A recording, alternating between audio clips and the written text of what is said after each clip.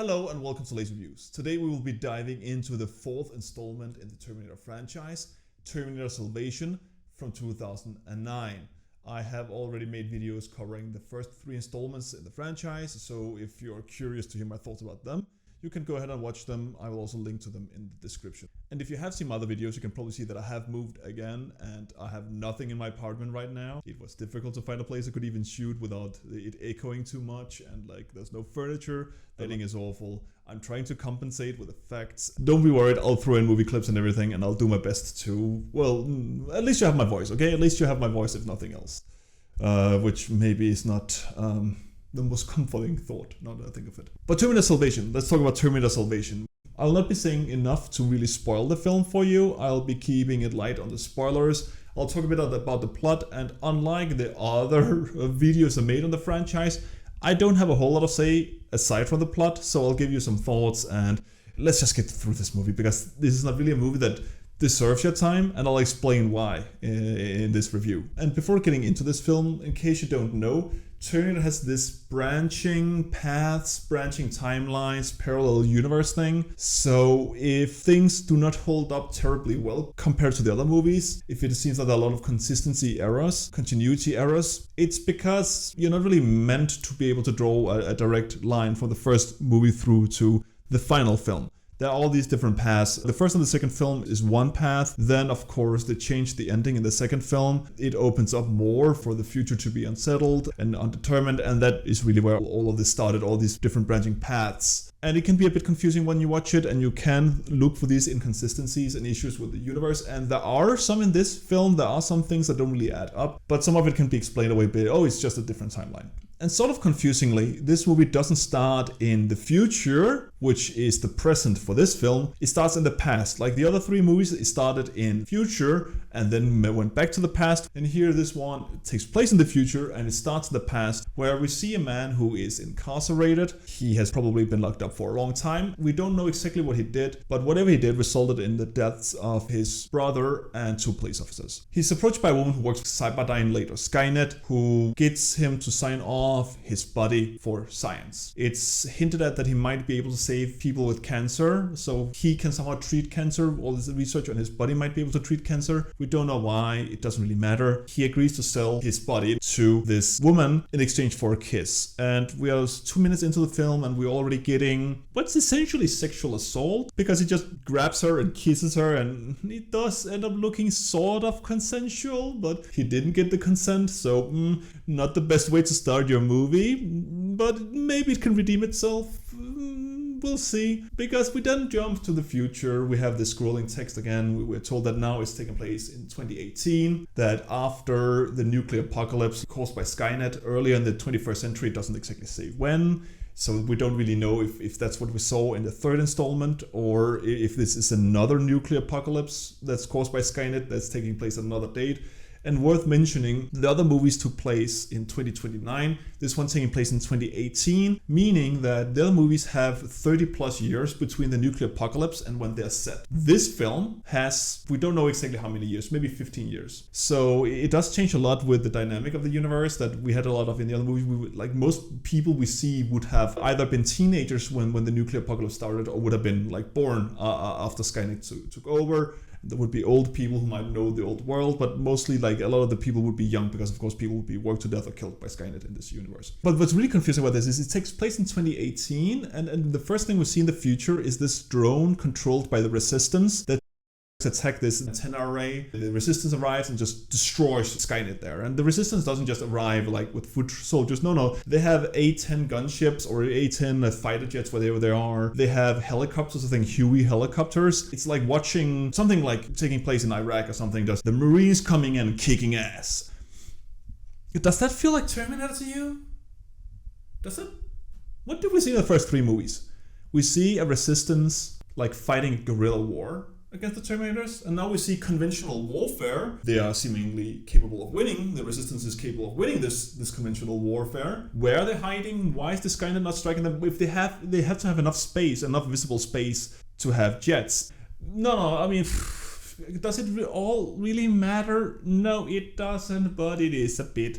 Like, why? It's a very interesting way to take this, And that's just what you have to accept when you go into this movie. It does a lot of these things that are just if you want to enjoy the movie, just accept that that's what the direction they went in. And also a bit confusingly, you have John Connor, who we explained in the beginning of the film that he's prophesied. The stories go that he will save humanity from Skynet. Where do these prophecies come from? I have a hypothesis that is because his mom knew about this and recorded her tapes. We hear the tape she records in the first film. At the end of the first film, John Connor plays it himself. We don't really know it's been distributed. So why do people think he is this hero? Of course, we know he is. But where did that spread? Where did that come from? And I should say, he's played by Christian Bale in this film. What is Christian Bale doing in this movie? This film came out the year after The Dark Knight Rises. That being said, I shouldn't really be that confused. He did play in Exodus, Gods and Kings, so...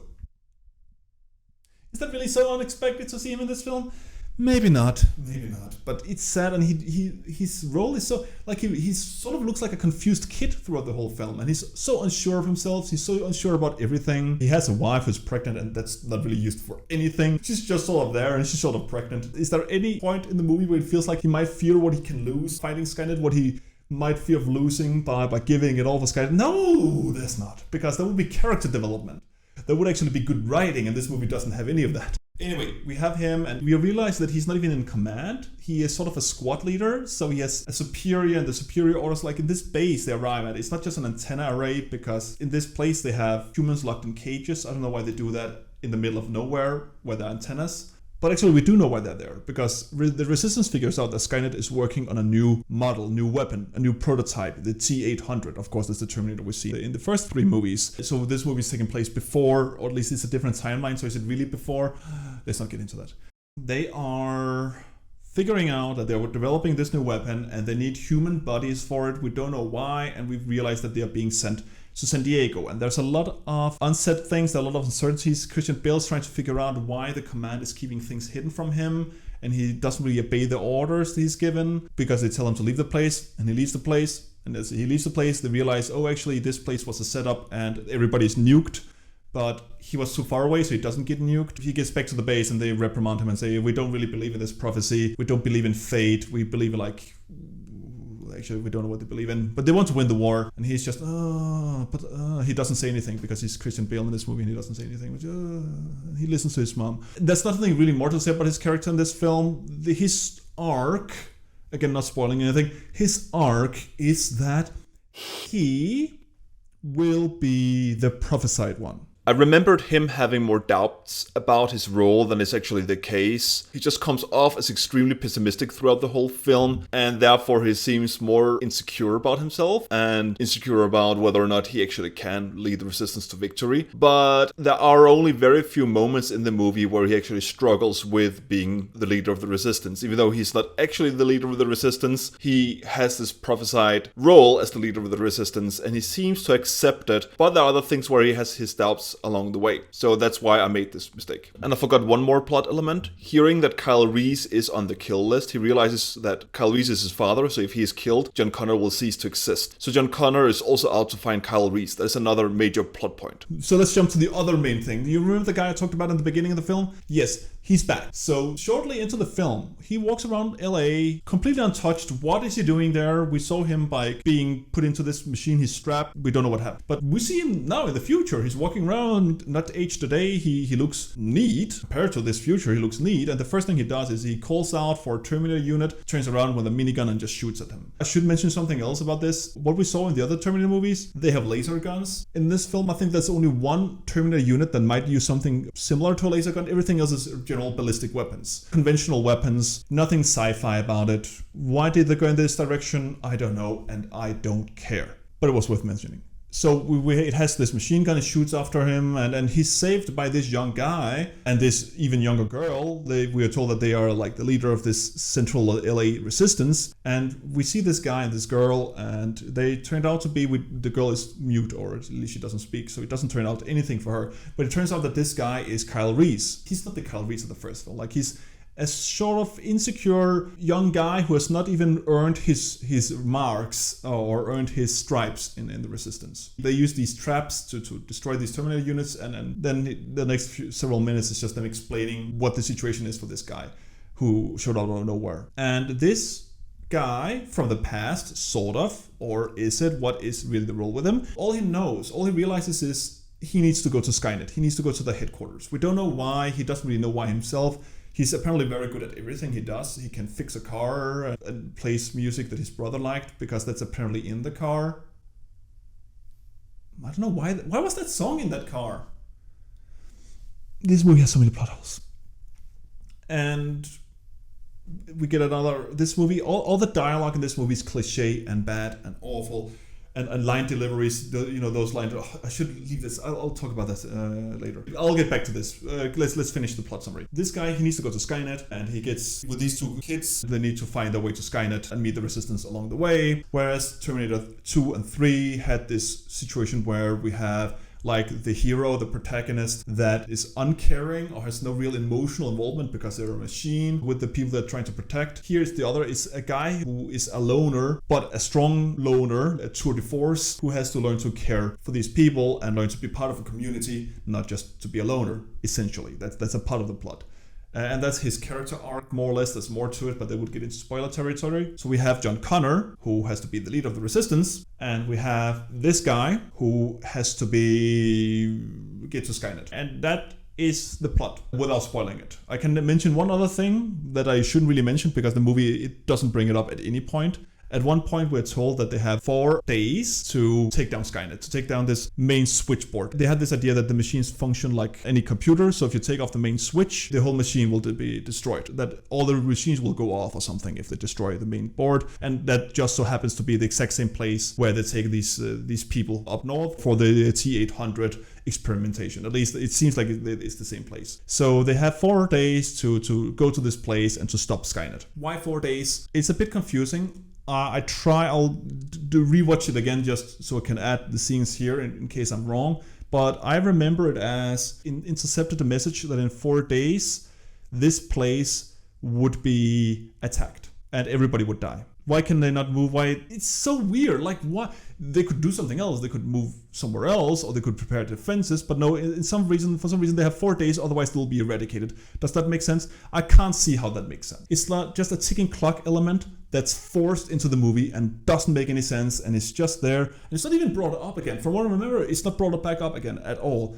There's no reason really for it to be as prevalent as it is. It's not used for anything. It's really not used for anything, and it's just bad. It's just another example of bad writing. Christ, who wrote this? Okay, so I'll talk a bit about the characters, the writing, the acting.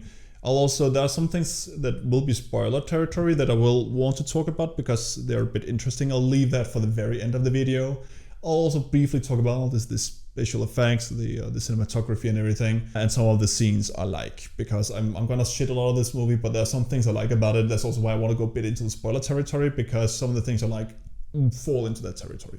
So first, the characters. Well, the characters and the acting is one of the worst aspects of the film. It's very bare bones, very mediocre. Even Christian Bale, I don't like his performance because he's just playing like this confused kid or something like that. He's not a bad actor, but he's not good in this role. I mean, of course he's not a bad actor. He's a great actor. Everybody else in this film is just very mediocre. They are usually delivering the most cliche lines. They are cliche characters. It's very much a movie from 2009. You can see it in the cinematography, in the lighting, in the camera effects, in the shading, and also in the acting. And I mean all of this in a negative sense. There's one scene where it's not meant negatively, but everything else, yeah. So you have these grunts who speak very much like you would expect grunts to speak in movies. You have the military staff, who is also, again, very much like high command is in movies. This very cliche debate between the top brass and these lower, less senior officers who are not really doing what they're told, but they actually know better. It ticks all of the cliche boxes. What did we find down there? You'll be briefed on a need-to-know basis. Well, I need to know. Because my men died down in that hole. What did we find down there? We found a solution. Are we on the same page? Yeah. We're on the same page. But not only that, it does have somewhat, like, to give you an example of a bad line in this movie. After having explained to this guy from the past what the future is like and sort of where Skynet is, and he has fixed his car so he can drive to Skynet, and they try to convince him to join the resistance instead or to take them with him. And when he refuses, it just says he wants to go to Skynet. Kyle Reese delivers this line. You want to know the difference between us and the machines? We bury our dead. But no one is coming to bury you.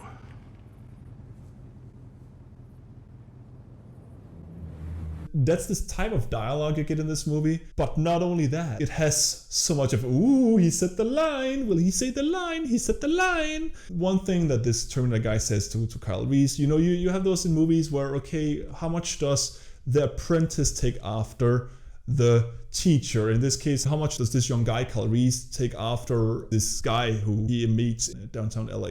And one of the first things that he says to him is, Kyle Reese pulls a shotgun on him, and he very quickly disarms him, takes the shotgun for himself, and saying, when you pull a gun at somebody, you better be ready to pull the trigger. One of the next scenes that scene will get into as well, we see them being confronted by a group of scavengers, or they meet a group of scavengers, and someone pulls a gun at Kyle Reese, and Kyle Reese says, You point that gun at somebody, you better be ready to pull the trigger. And ooh, he said the line. Ooh, he's already learning. Ooh, he said the line. But that's not the worst of it. Of course, we have the first thing Kyle Reese says in this movie to the guy from the past is, Come with me if you want to live. ooh, he said the line. He said the line. And you know what? We also get John Connor saying, What should I tell your men when they find out you're gone? I'll be back. whew, he said the line. He said the line.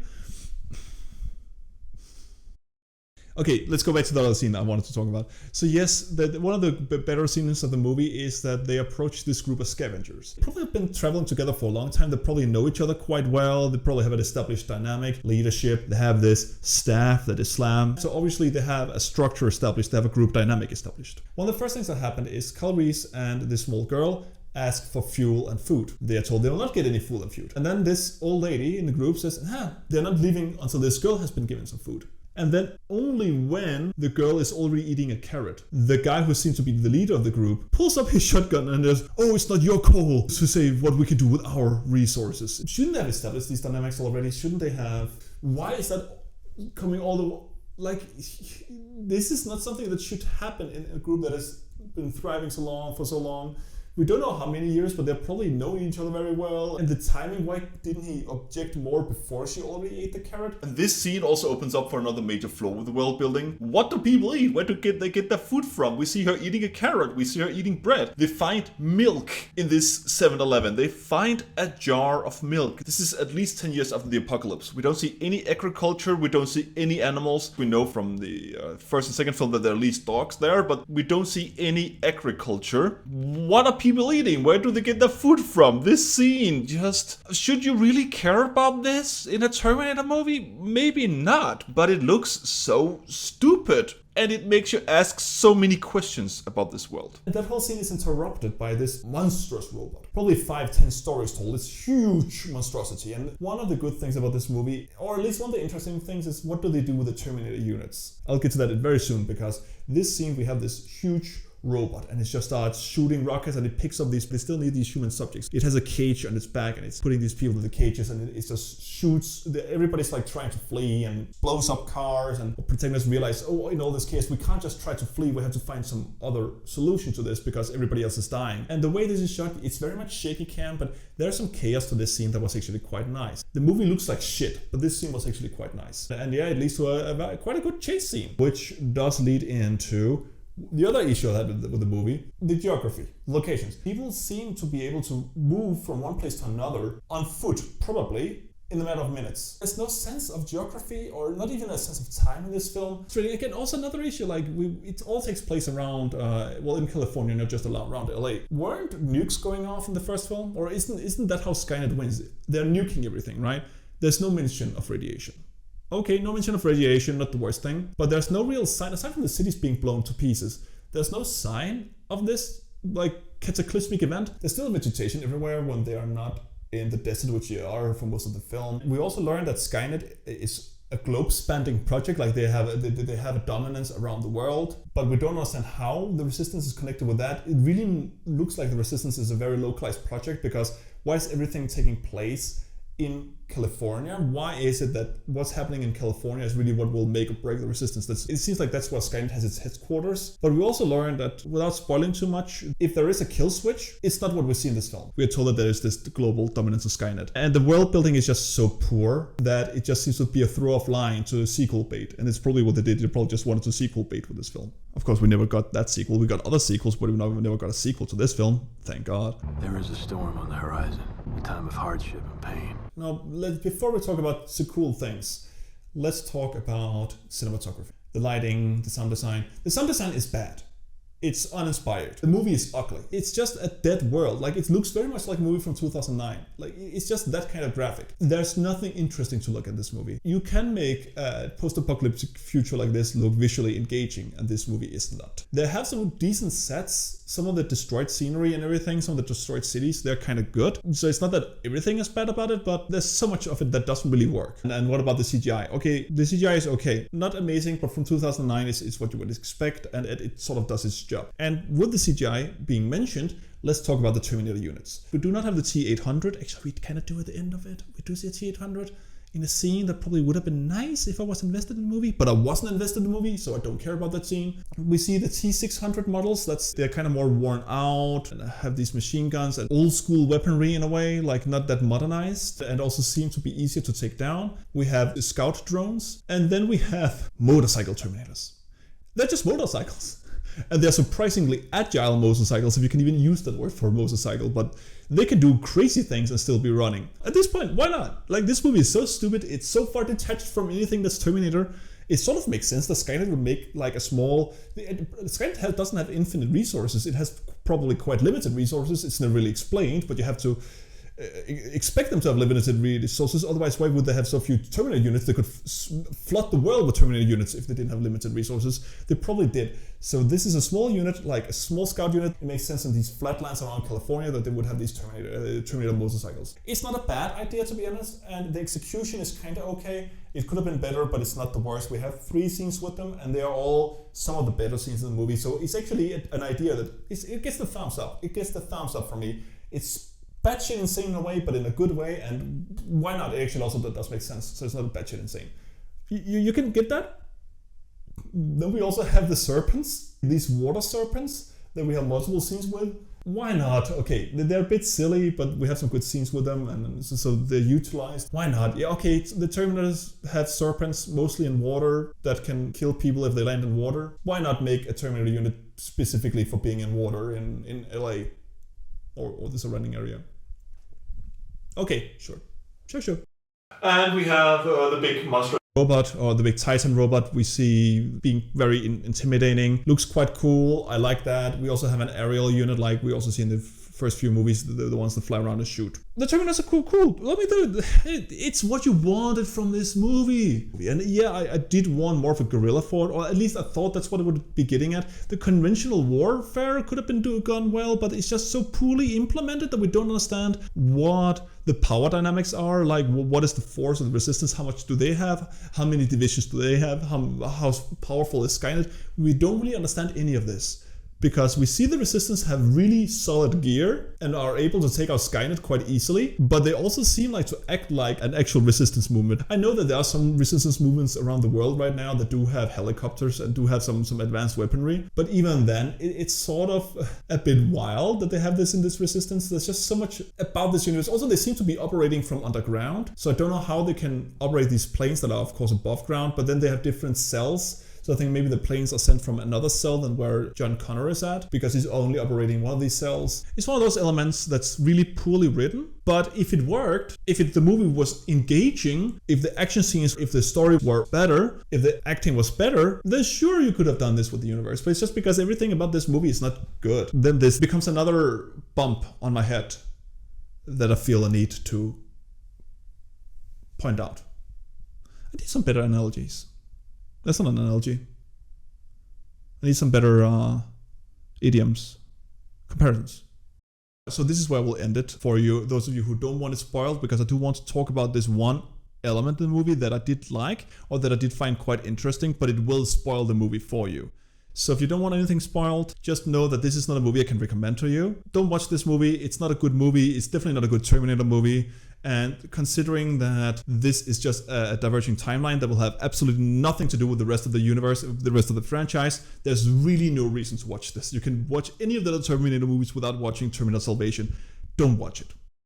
So this element I'll talk about now, it's not very well explained like anything else in this film, but the guy in the past who sells his body to Skynet, he is a cyborg. There's so much about his character and background we don't really understand, that's not really well explained. Maybe some people who really pay a lot of attention will catch every single detail and will know like what's going on, but he's a prototype unit that Skynet made, an infiltrator unit that's made to go in and find one person and eliminate that person to change the course of history. And it's meant to kill Kyle Reese and probably also John Connor to win the war for Skynet. But the thing is, this robot, this cyborg, developed a conscience. And from what I understand, I'm quite sure that the movie explains that he has his heart and his mind, that's still human. Everything else is cyborg. Everything else is machine. And that's why he can think for himself, and that's why he doesn't know who he is. He has a sense of a purpose. That's why he feels the need to go to Skynet. Aside from that, he develops a humanity. He develops a compassion for these people, for Kyle Reese, for the Resistance as a whole. And actually, he is caught by the Resistance and they torture him. But what I don't understand, the Resistance, that's who tells you he has a human heart and a human mind. Meaning that they should understand him that he's not all machine. But instead, he actually just becomes someone they torture. It's a visually good scene, but it's just not really executed that well. But they do torture him, and it's like all of the Resistance members, they like punishing him because he feels pain. So it makes sense he's actually the only machine they know that feels pain, and they have caught it, captured it. So they take revenge out on everybody they lost on this machine. And yeah, he does break out with the help of a woman. He goes on his quest of what he perceives as destroying Skynet, even though he's programmed not to destroy Skynet, but to save Skynet. I do like the idea that they could have developed here. I think that the humans should have understood better that he's a human, but of course maybe all their emotions get in the way, all their frustrations, and of course you would distrust this thing because it's also a machine, but at least there being some humanity in it makes sense that the humans would also understand that. John Connor is the only person really seems to do that, and he does end up saving it so it can go on in its mission. And John Connor develops his familiarity with it because he realizes that it defies everything he has seen before, that this machine thinks it's human, and therefore maybe we should treat it as human because it has a conscience. It's a good idea. Like, you needed to do something new with this film. Of course, it's set in the future, in the post-apocalyptic future, so that alone could be what it did. But this is not a bad idea. It's the implementation of it that I'm not a big fan of, but I actually like the idea here a lot. They could have done so much more with the characters, so much more with this plot element, but it's not bad. It's something that I think in a better movie could really have worked. And that's why we'll leave this. So what is there to say about this movie? It's not a good Terminator movie. It's not even a good movie in its own right. This is a movie that doesn't feel like it belongs to the Terminator universe because aside from some of the name recognition, it has very, very few elements that actually feels like it belongs to the Terminator universe. And because of these diverging timelines, there's really no reason for it to be in the Terminator universe other than to get to that name recognition, I think. It would earn them more bucks to put it in the same universe. It's just a bad post-apocalyptic sci-fi movie. I will say it's mediocre in many ways, but mediocre for this time is not really worth watching. The effects are okay, the acting is bad, some of the action scenes are decent, but in the end, there's so many good movies out there. There's no reason to sit down and watch Terminator Salvation. It's not worth your time. It's just, yeah. I was so uninspired making this video.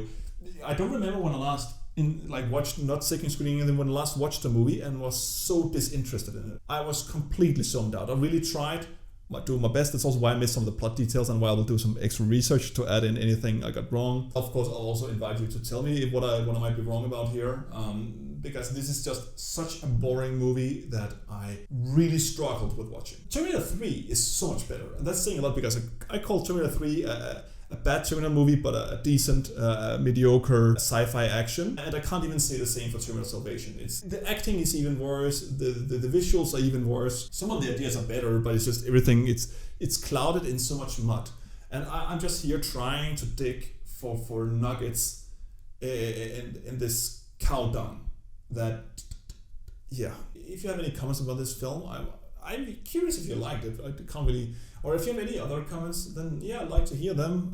Also, if you want to see my videos in the future, I'm going to cover the rest of the franchise. I'm going to cover the next two movies, Genesis and Dark Fate.